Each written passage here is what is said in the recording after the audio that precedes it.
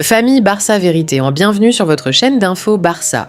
Aujourd'hui, un jour décisif pour le Barça, le club doit boucler son exercice comptable de la saison 2025 à 2026. Pourquoi cette date est-elle si importante ? Parce que l'objectif du Barça est de revenir à la fameuse règle du 1 pour 1. Cette règle de la Liga qui limite la capacité d'un club à dépenser en fonction de ses revenus réels. Si le Barça atteint cet objectif aujourd'hui, le club retrouve une vraie liberté pour enregistrer ses nouvelles recrues et finaliser ses transferts cet été. C'est pour ça que cette journée est suivie de très près par tous les dirigeants catalans. Première sortie confirmée, Ansu Fati. Monaco active officiellement son option d'achat, fixée à 11 millions d'euros. Le joueur formé à la Masia, celui qui avait explosé à seulement 16 ans, quitte donc définitivement la Catalogne. Rappelons son parcours. Fati avait été annoncé comme le successeur de Messi. Une blessure grave au genou avait freiné brutalement sa progression.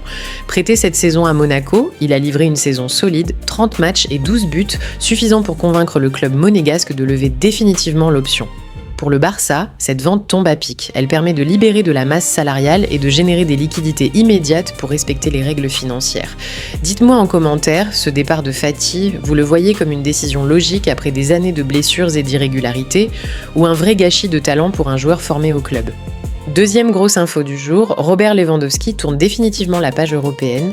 Libre depuis son départ officialisé du Barça, le Polonais de 37 ans s'engage avec Chicago Fire en MLS. Un nouveau défi américain pour l'un des plus grands buteurs de l'histoire récente du football européen. Lewandowski avait rejoint le Barça en 2022 en provenance du Bayern Munich, 4 saisons à Barcelone, des dizaines de buts décisifs, des titres de Liga. Mais l'âge et la fin de contrat ont scellé son destin. Séduit par une visite des infrastructures et de la ville de Chicago, l'ancien Ballon d'Or s'apprête à vivre un nouveau chapitre loin de l'Europe. Vous pensez que le Barça aurait dû lui proposer une prolongation symbolique ou que c'est exactement le bon moment de tourner cette page ? Troisième information importante, et celle-ci risque de faire beaucoup parler. Jules Koundé, pourtant considéré jusqu'ici comme un titulaire indiscutable dans la défense de Hansi Flick, est désormais annoncé sur le départ possible. La situation financière du Barça s'est améliorée, ce qui permet justement au club d'envisager de nouvelles arrivées. Mais pour financer ces arrivées, il faut parfois sacrifier des cadres. Koundé pourrait donc faire les frais de cette stratégie de dégraissage continu. Koundé, vous voulez absolument qu'il reste comme pilier de la défense, ou vous accepteriez son départ si ça permet de financer Alvarez ? Maintenant, le sujet qui agite tout le monde, Julián Alvarez. Laporta est sorti du silence aujourd'hui. Le président du Barça a tendu la main publiquement au joueur argentin. Ses mots exacts, si tu travailles et te bats, les rêves deviennent réalité. Un message fort, envoyé directement à Alvarez et indirectement à l'Atlético de Madrid. Mais la réalité financière reste compliquée. L'offre actuelle du Barça, 100 millions d'euros, est jugée largement insuffisante par l'Atlético. Certains observateurs vont même plus loin, ils parlent d'un véritable mirage comptable plutôt que d'une proposition sérieuse. L'Atlético maintient sa position, il veut au minimum 150 millions pour libérer son attaquant vedette.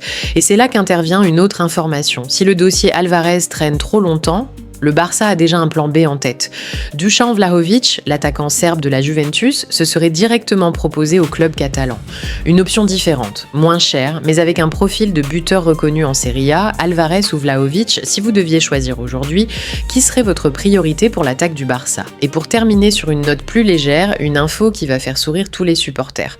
Selon plusieurs sources proches du club, Lamine Yamal serait déjà prêt à totalement éclipser Anthony Gordon dès la reprise de la pré-saison.